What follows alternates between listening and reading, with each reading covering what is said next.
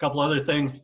Guys always ask if you're on the 1 yard line or if you're on your way to score, do you let your running back reach out with the football, to try and break the plane of the end zone to try and score, or to reach out for a first down, those sort of things.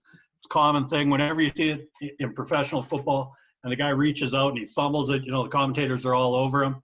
So my answer to that is sometimes, sort of. So the quick answer is no. So if a player asks me right away, Coach, can I reach out for that? Like I say, no, you can't. I want you to keep the ball protected. All that stuff that we talked about, ball security, all the film review, we don't want the ball to be kind of willy-nilly away from our body with very little control over it. You'll see Mitch here on the left, reaching out. He's trying to get that extra yardage by putting his palm down, and propelling his body forward. So the quick answer is no.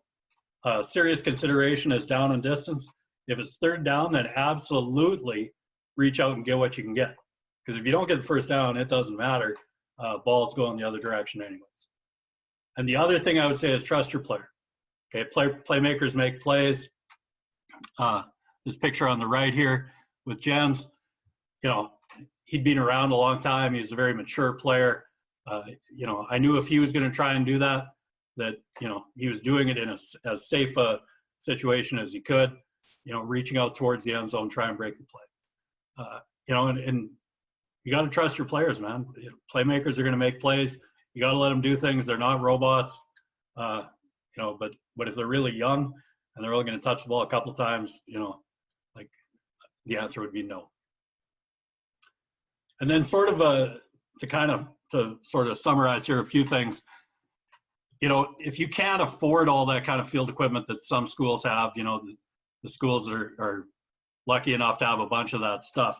You can get by with other things. You can get by with other things. You'll see here like these little sticks. You can just get these little plastic sticks, and the guys can run through those. They can act like bags. These cones over here, those can act like bags, and the players, we're just doing, like our bag work, our strides, our combo here, just like anything. We don't have bags there at that time, so we just work something else.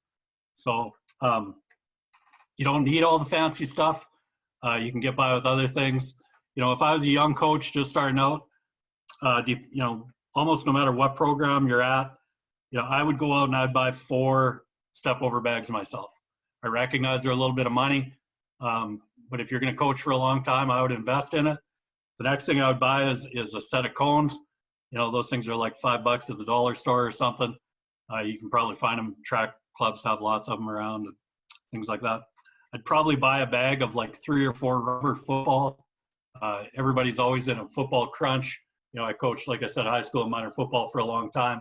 If you had 4 or 5 of size appropriate footballs for your athlete that are rubber, you will never have to worry about not working with football.